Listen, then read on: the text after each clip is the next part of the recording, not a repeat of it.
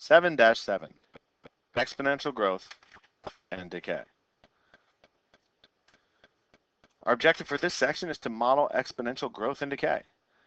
And our essential understanding is that an exponential function can model growth or decay of an initial amount depending on a couple of factors. And the most important is the base of my exponential function.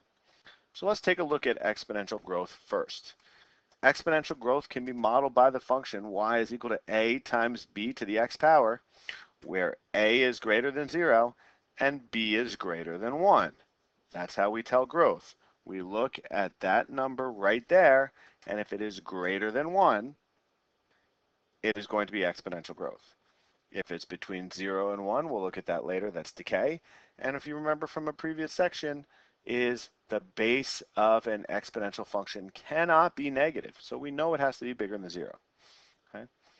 The base b is called the growth factor, which equals 1 plus the percent rate of change expressed as a decimal. So if you could think about it this way, if my function is getting bigger, right, that number, that base has to be bigger than 1, so my function keeps increasing. Okay? If it didn't, we would be always multiplying by a smaller and smaller and smaller number as we raise the decimal to a bigger exponent. But since we have a number bigger than 1, this amount a is always going to be multiplied by a bigger and bigger and bigger and bigger number. So it is going to keep increasing. And we see what growth looks like, is that it's an exponential function that increases. Okay? A is also called my initial amount. It can be at any time, but whenever the exponent, whatever it is that I'm trying to track, is equal to 0, that's the initial amount, how much I'm starting with, my first data point, whatever it happens to be. And then B, the base, which is greater than 1, is called the growth factor, and x, of course, is my independent variable, my exponent. Okay, so let's model an exponential growth function. Since 2005, the amount of money spent at restaurants in the United States has increased about 7% per year. That's important. That's going to be one of my variables. In 2005, about 360 billion. Here's a data point, somewhere to start, an initial amount. Okay, so in 2005, about 360 billion was spent at restaurants. If this trend continues, about how much will be spent in restaurants in 2015? All right, so my basic function is going to be y is equal to a times b to the x power. Okay, so let's define some of my variables. X is going to be my independent variable and what I'm inputting into this function, and this is going to be years. Okay, since 2005, because that's where I'm going to start. Okay, y is going to be my answer, right? The output, and that's amount spent. A is going to be the initial amount spent. So this is initial. Oops.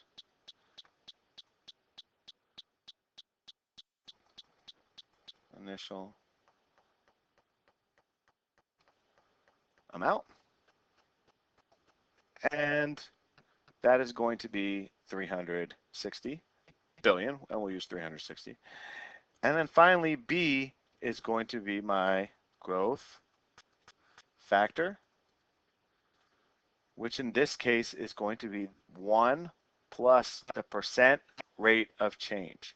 So that's going to be 1 plus my percent, 7%, as a decimal, 0.07, to give me 1.07. Let's build out my function.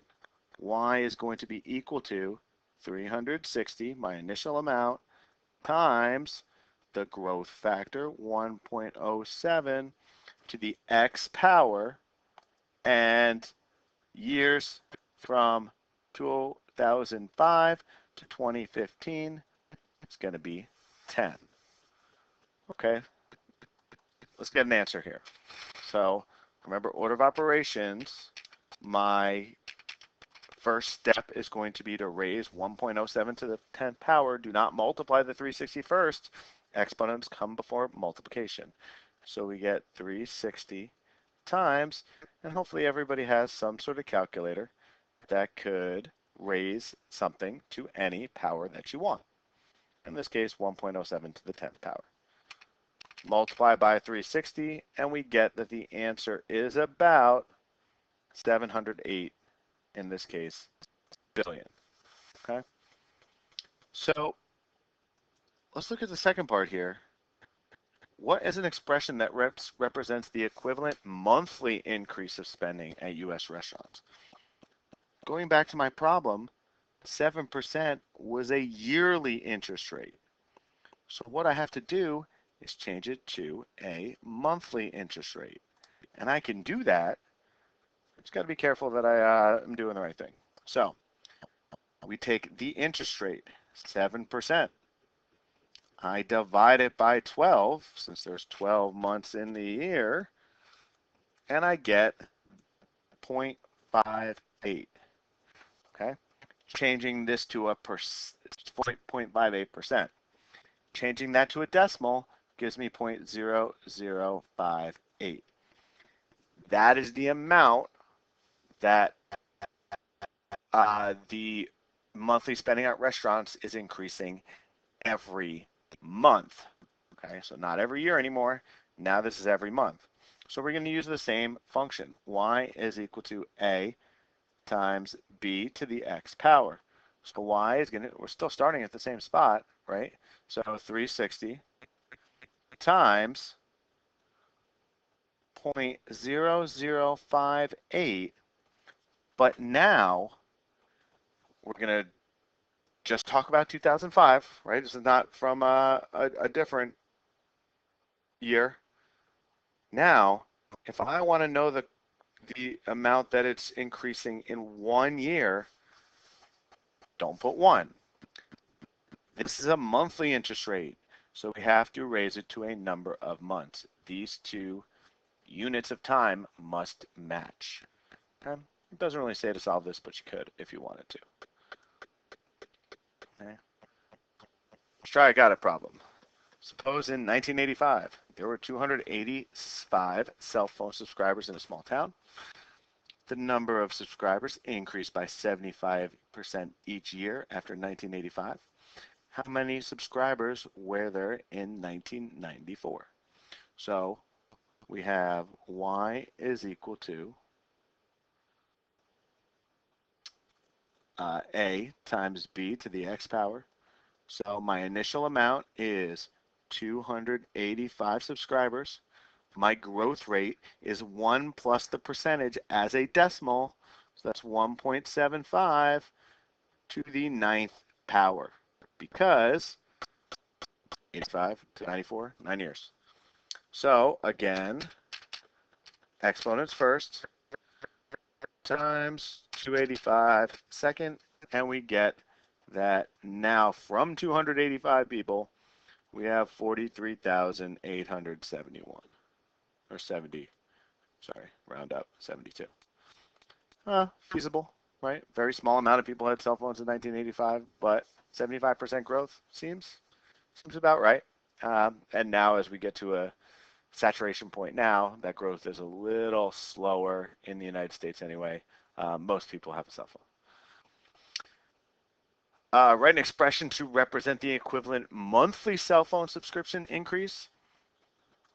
So instead of having, 285, instead of having 1.75 as my decimal, I would take 75% divided by 12, and I would get 6.25%. So then we would have 1.0625 and to the 12th power for 1 year, or 24th power for 2 years, as long as this is a month, if this is a monthly interest rate. These are years, this is a yearly rate that we are increasing. Okay, so as long as the units match up, we should be okay. When a bank pays interest on both the principal and the interest an account has already earned, the bank is paying something called compound interest. Compound interest is an example of exponential growth. Let's see what this means for a second. Say you have $100 in the bank. Nice and easy. Banks don't pay 10%, but pretend you got 10%, okay? At the end of the year, you would have 10% of $100, which would be $110, right? 10 times 100, that would be $10. Now, if you got 10% again, you wouldn't just get $10, you would get $11 because this $10 is yours.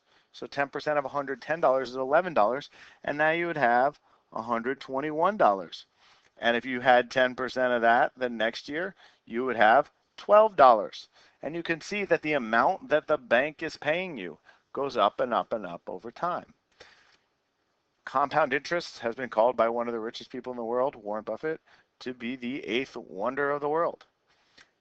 It is a surefire way to make your money turn into more money. Okay, so compound interest is a very, very, very useful mathematical formula that you should understand and let work for you later in life when you have a job and you're saving for the end of your life when you don't want to have a job, called retirement. So you can use the following formula to find the balance of an account that earns compound interest. And this is pretty similar to what we were just doing, right? We have some sort of exponential function, okay? We have P, the principal, which is the initial deposit or the initial amount. We have some sort of thing in this parentheses, which is my growth rate, and we have some sort of exponent. Okay, so this is me 1 plus the annual interest rate expressed as exponent divided by the number of times the interest is compounded per year. Because now, like we did in the previous problem, we are going to change our interest rate from an annual interest rate, which by law, everybody sort of has to give you if you're going to take out a loan, if you're going to make a deposit, wherever you're doing that, they have to give you an annual interest rate. But interest is usually not given to you just once a year. That's what annual is, once a year. Interest is usually compounded monthly. So to give you a monthly interest rate would be weird. It would be a pretty small number. A lot of people wouldn't understand that. So we typically give an annual interest rate called an APR, right? But in this case, we want to compound it monthly or any other amount of times. We want to compound it, so we're going to divide the rate by the number of compoundings per year, and then we're going to turn the time in years to months, days, weeks, whatever, okay, by multiplying it by n as well. Okay, so with this formula, we can figure out how much money will be in an account after a certain amount of time. So suppose that when your friend was born, your friend's parents deposited $2,000 in an account, paying 4.5% interest compounded quarterly, which is 4 times a year. What will the account balance be after 18 years? Maybe when you want to use it for college. Okay, so the amount is going to be the principal times 1 plus the rate divided by the number of compoundings per year to the number of compoundings per year times time power. So the amount is going to be the principal, $2,000. 1 plus the interest rate as a decimal. 4.5% is not a decimal. It has a decimal in it, but that's 0.045 over 4, because there's 4 compoundings per year, to the 4 times 18 power. So we're changing this yearly we're changing this yearly interest rate of 4.5% to a quarterly interest rate, and then 4 times 18 tells me how many quarters there are in my time period in 18 years. So we're gonna have to do the parentheses first. So that's 1 plus 0.045 over 4 to give me 1.01125 to the 4 times 18 is 72 power. So now, again, calculator that can raise something to any power changes this to 2,000 times 2.238 there. Okay. Times my $2,000, and my new amount after 18 years is $44.75 and 53 cents. Doesn't seem like a lot more, but hey, your money more than doubled, and you didn't really do anything to it. Okay, maybe more compoundings would help. With our got it problem right here, suppose the account paid interest compounded monthly. So let's try this. So now same formula. So that's $2,000 times 1 plus 0.045 over 12 to the 12 times 18 power. With more compoundings, do we expect it to be more money? I hope so, and it will be. Okay, so let's do the inside the parentheses first. 1 plus 0.045 over 12 gives me 1.00375, and 12 times 18 gives me 216 power. Okay, so 1.003, raise that to the 216 power, and we get 2,000 times 2.245 times 2,000 is $4,489.01. Okay, so compare to the other one, 75, 89, not a lot more, but it is still more. Okay. So again, probably thinking, well, that's not a terrible amount of money. But the thing that makes compound interest so special is that the amount of time that you are investing this money, 18 years seems like a long time, is really not. So pretend the situation is in this problem was that your friend's parents deposited 2,000 in an account, but you left it until you needed it in retirement. So typical retirement age is 65. So now let's change this 18 to 65, and let's jump right to this line, 2,000 times 1.00375.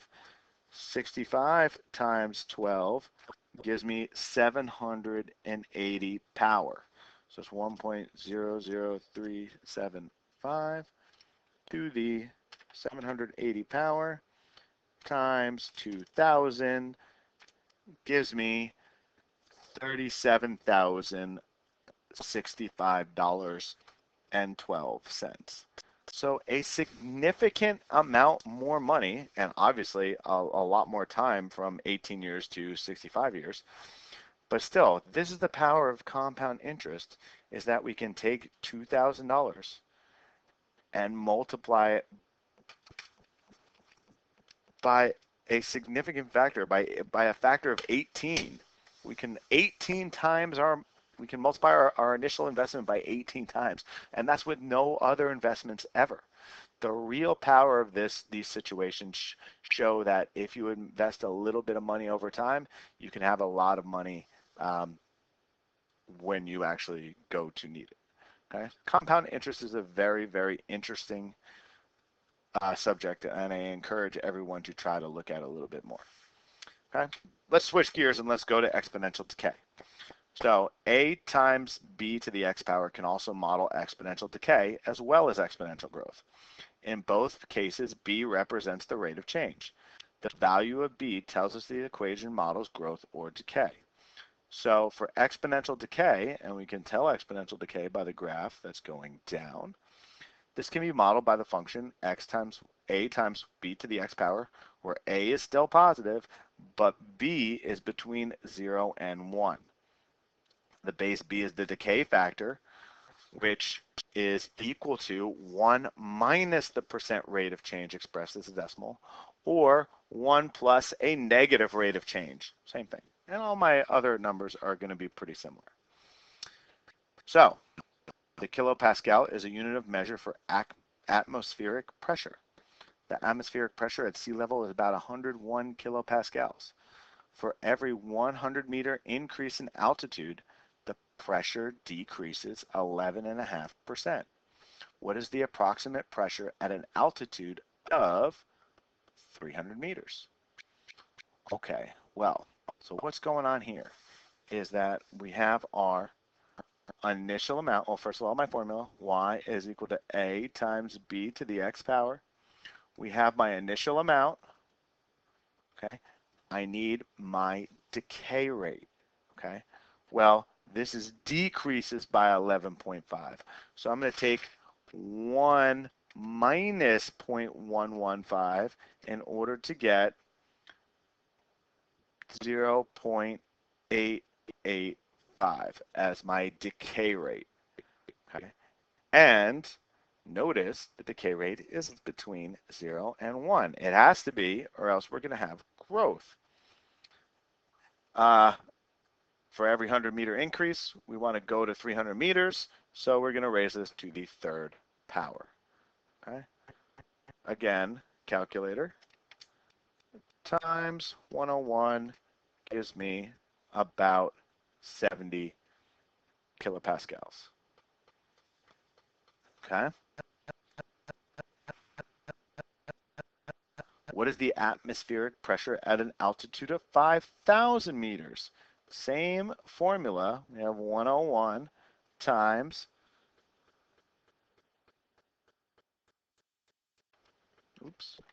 0.885 to the fifth power. And we're going to get down to 55. So this is going to be about 55, 54.8 kilopascals. Why do you subtract the percent decrease from 1 to find the decay factor? Because the percent change is negative, right? We are taking this, we're taking 11.5% away, which means there's 88.5% left. That's what this decay factor represents. How much of your initial amount is left over after each compounding. Okay? So, what's the growth factor? 4. What's the initial amount? 15. What's the decay factor? 0.2. Okay? Which represents an 80% decrease because there's 20% left. Population of fish in a lake decreases 6% annually. What's the decay factor? It's not 6, it's not 0.06, it's 0.94. The amount left over, the percent left after you take 6% away, or 1 minus 0.06 if you want to deal with decimals. 20 grand, 5% compounded annually. Not really how the world works, but it's okay. We just take 20,000 times 1.05 and very simply raise it to the 10th power. We don't have to change it to a monthly or a daily interest rate because we can just leave it in terms of the year. How can you tell if an exponential function models growth or decay? Just look at the growth or decay factor. Look at the base of the thing that's raised to the exponent. These things, are they bigger than 1? Are they between 0 and 1? How can you tell if the simplified compound interest formula when the interest is compounded annually? Well, what we did right here, right? I could have set this up as 20,000 times 1 plus the interest rate over the number of compoundings per year times 1 times 10.